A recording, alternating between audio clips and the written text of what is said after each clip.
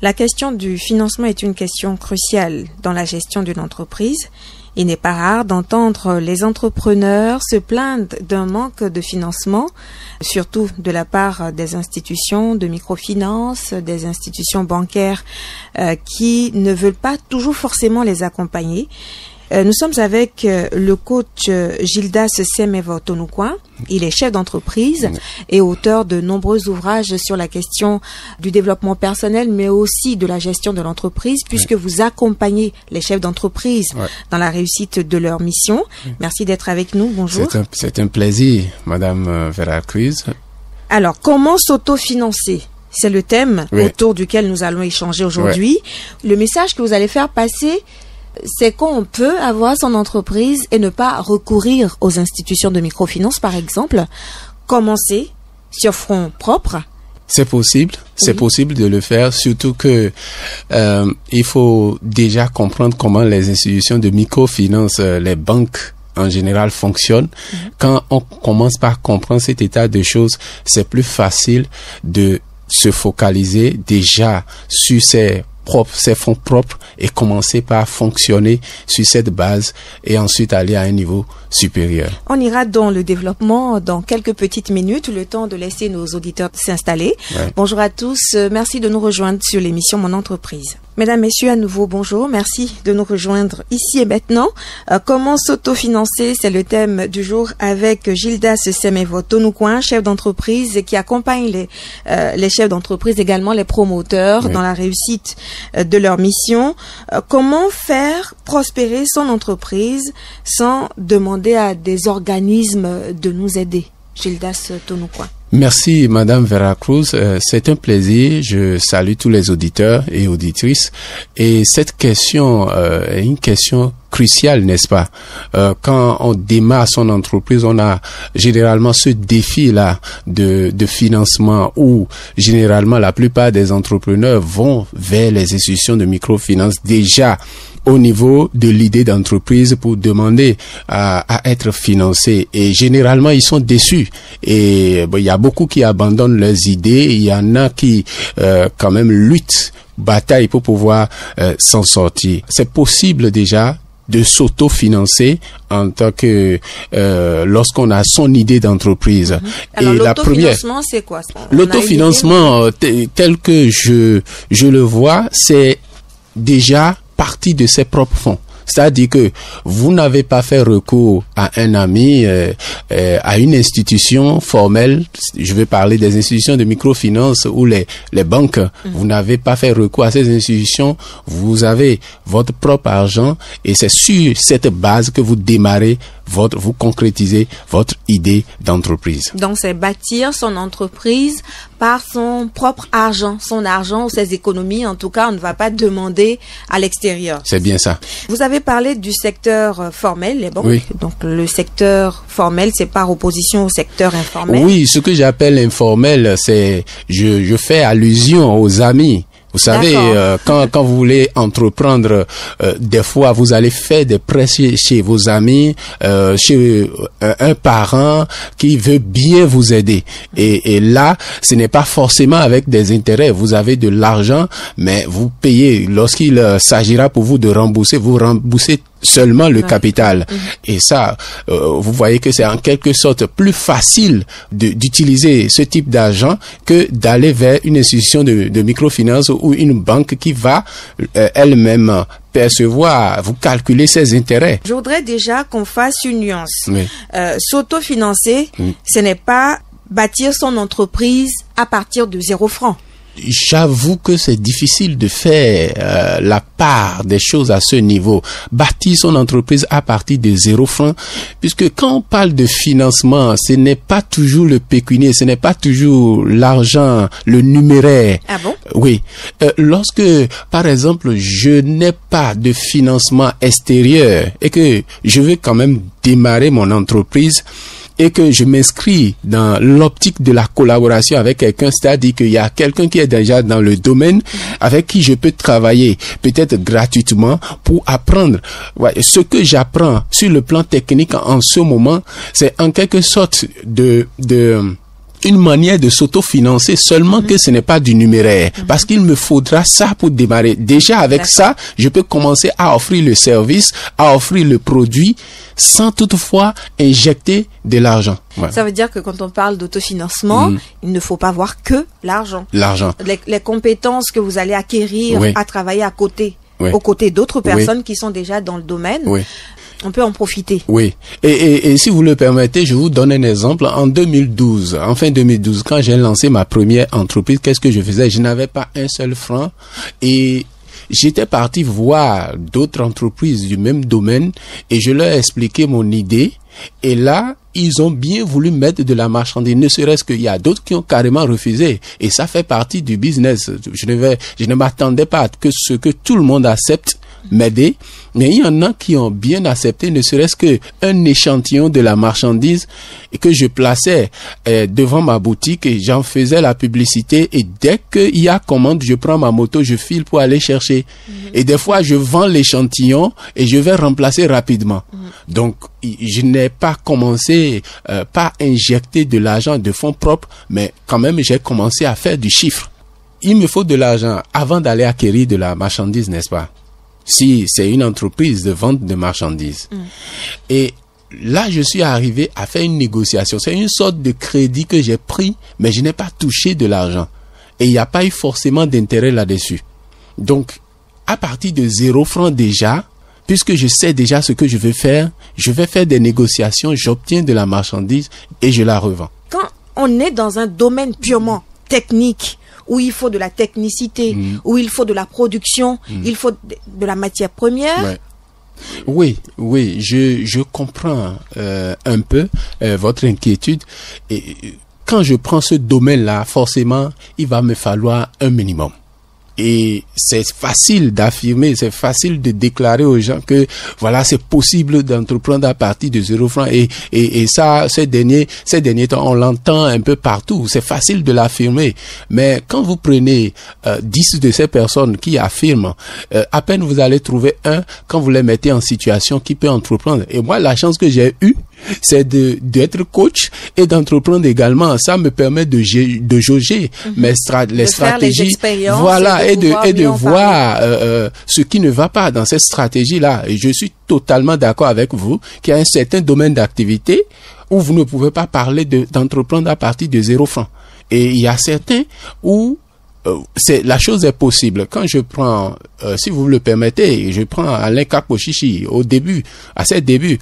Je sais qu'à partir de la classe de 6e, il a pu lancer un concours et sur la base de ce concours, il a pu rassembler 300 000 francs et il a fait un bénéfice de 200 000 francs. Donc, il a eu l'idée tout simplement et le concours de poèmes qu'il a organisé, ce sont les participants de par les 300 francs. Je suis bonne mémoire, 300 francs, chacun a payé 300 francs et c'est sur la base de ces 300 francs qu'il a pu rassembler, faire un chiffre de 300 000 francs et il a acheté le cadeau, le prix à offrir au premier et en dégageant tous ses charges, il s'est retrouvé encore avec 200 000 francs. C'est ainsi qu'il s'est lancé avec ses idées et on sait ce qu'il est devenu aujourd'hui. Mais quand on prend quelqu'un qui est dans un domaine où il a besoin d'un certain, sur le plan technique, d'un certain matériel, je pense que la chose peut être vue sur un autre angle. Donc c'est facile de dire que on peut entreprendre à partir de 0 francs, mais il y a des limites.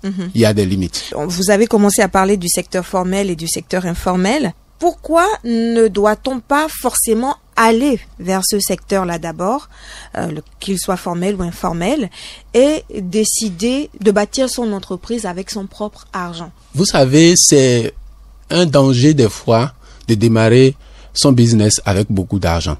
L'argent, ça va vous permettre de louer un bâtiment, de pouvoir embaucher des gens, d'acquérir le matériel dont vous avez besoin, de vous lancer, de faire de la publicité, par exemple.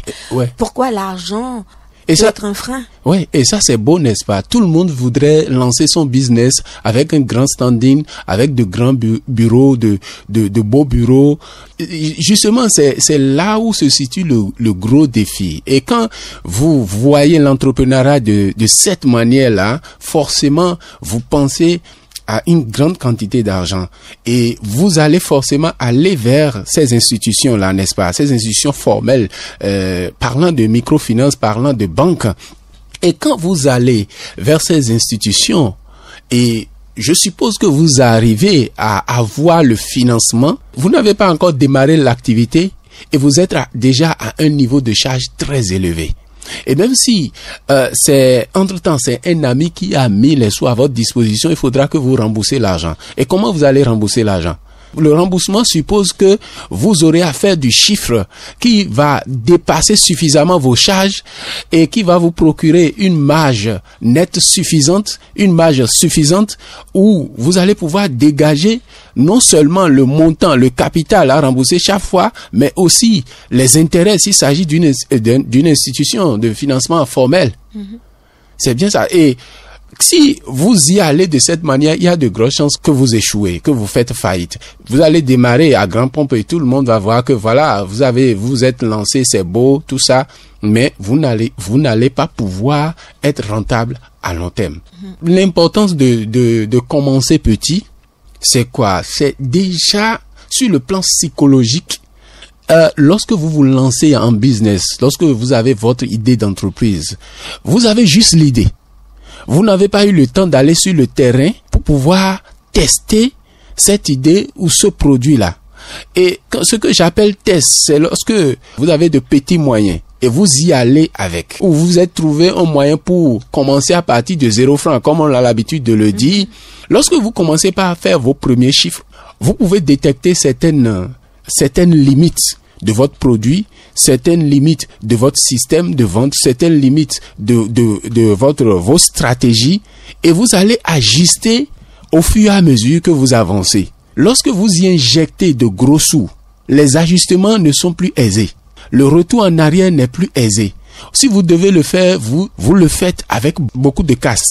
Et lorsque vous échouez de cette manière, ça va être très compliqué pour vous de vous relancer à nouveau parce que vous serez suffisamment, si vous le permettez, vous ne serez pas non seulement à 0, mais vous serez à moins 0. Parce que les ajustements, vous savez que il y a certaines personnes qui sont à l'aise, par exemple, avec 100 000 francs. Il y a certaines personnes qui sont à l'aise avec 5 millions. Il y a certaines personnes à partir de 10 millions. Le jour où ils font 10 millions de chiffre d'affaires, vous allez les voir, ils vont rentrer dans autre chose. Ils vont commencer par fréquenter des coins pas trop conseillés. Et ils n'avaient pas l'habitude de faire ça. Et eux-mêmes, ils ne se savaient pas ça. Ils ne se connaissaient pas. Et jusque l'argent, la quantité d'argent qu'ils ont commencé par brasser, ou l'institution de microfinance, ou la banque a mis à leur disposition, a réveillé tout cela en eux. Est-ce que c'est la faute à la banque? Est-ce que c'est la faute à l'institution de microfinance? Est-ce que ce n'est pas l'être d'abord qui avait un problème latent qu'il devait régler? Parce que c'est aussi dans la tête, c'est psychologique. Il faut être prêt à accepter le succès. Quand on ne s'est pas apprêté à accepter le succès, quand on ne s'y attend pas et que ça nous tombe dessus, ça peut vraiment nous déboussoler. C'est intéressant ce que vous êtes en train de dire là. Et vous devez comprendre par là pourquoi l'importance de commencer petit. Le défi, c'est au niveau de l'homme, c'est au niveau de l'entrepreneur, c'est au niveau de celle-là qui a son idée d'entreprise. Et donc, quand je me lance petitement, avec les moyens que j'ai, je me mets dans un processus d'amélioration continue qui fait que je travaille non seulement sur moi, mais sur mon business. Et le plus gros travail à faire, c'est sur moi, qui fait que je travaille mes habitudes, je travaille mes attitudes, je travaille ma personnalité. À un moment donné, je réalise que les fonds qu'on a mis à ma disposition, quelle que soit sa quantité, je me suis déjà élevé à un certain niveau qui permet que je gère efficacement ces fonds-là. Sinon, lorsqu'on va mettre de grosses quantités d'argent à ma disposition, alors que je ne me suis pas encore bâti les bonnes habitudes qu'il faut pour gérer, les compétences techniques qu'il faut pour gérer ces fonds-là, je vais me laisser écraser par ces fonds-là, qui fait que je vais rentrer dans le déraillement, je vais les utiliser inefficacement, ce qui fera que, en fin de compte, je ne pourrai pas non seulement les rembourser, mais j'amène mon entreprise vers le décor et mon idée n'est plus concrétisée. Alors, je me dis que la banque qui décide de vous accompagner lorsque vous voulez lancer votre produit ou votre entreprise, mais c'est la banque qui a compris que dans justement cette entreprise, il y a du chiffre.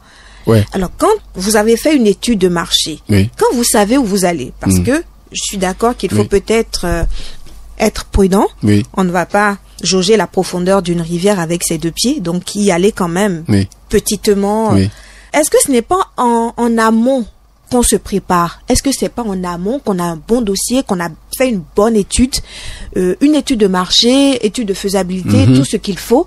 Et donc, si la banque a décidé de vous accompagner, c'est que c'est un projet qui est porteur. Je comprends bien ce que vous voulez dire. Je suis d'accord, la responsabilité de la banque aussi, de l'institution qui finance, est engagée, puisque je vais parler de normalement, l'étude de marché, le plan d'affaires, tout ça, tous les documents nécessaires doivent être fournis et le dossier, la décision de financement de l'entreprise en question doit être prise en fonction. Ça ne revient pas à une personne. Et ça ne revient pas à une personne. Ça, c'est plusieurs directions, plusieurs services qui étudient ce dossier-là. Mais entre nous, vous savez, dans la réalité, que ça ne se passe pas toujours de cette manière. Ah bon, c'est vous qui m'informez.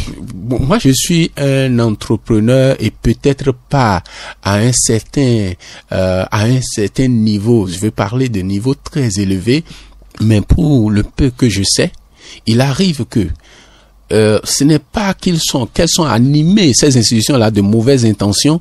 Il peut arriver que ces institutions se disent qu'ils veulent aider ces jeunes, qu'ils veulent aider un entrepreneur, et ils vont déroger des fois aux procédures, et où ils seront moins regardants, ils seront moins rigoureux par rapport à leurs procédures. Et ces types de prêts sont accordés.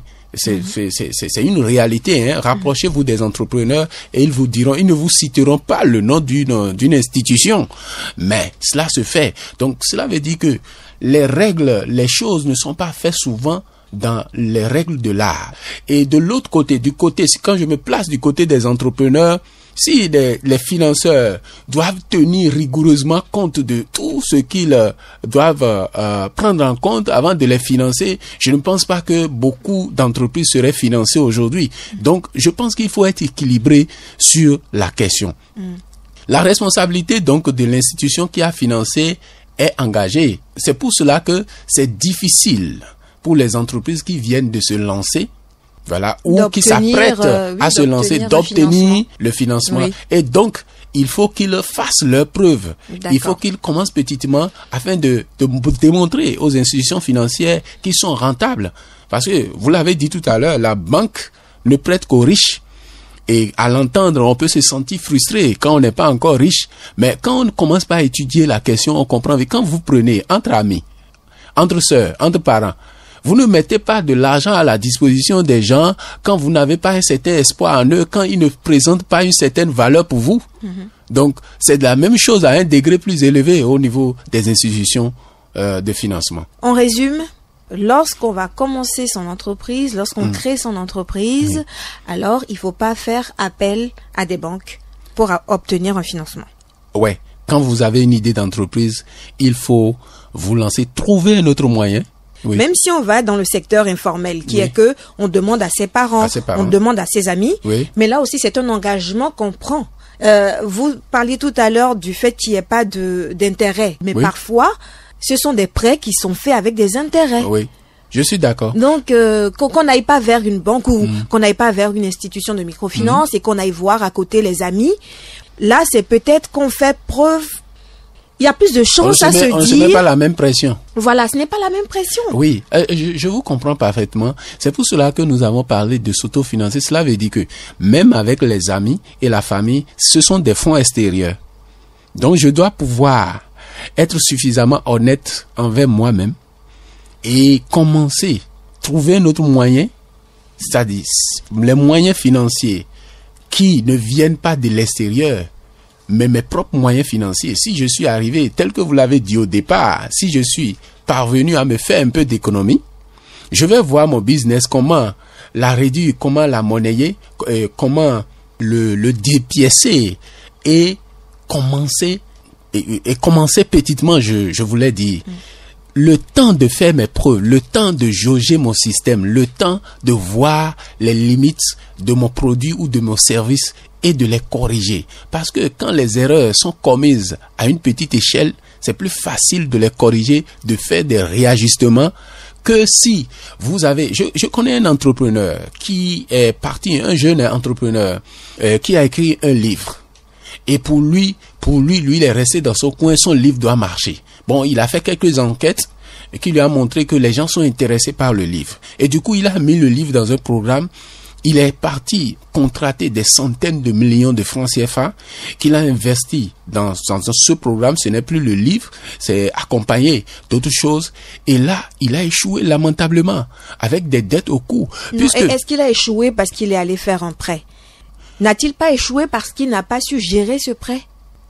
La gestion efficace de ce prêt, ce n'est pas quelque chose où on peut aller dans une école et aller se faire former et on se dit que voilà, je suis prêt maintenant pour gérer efficacement de l'argent et je viens maintenant pour prendre un prêt.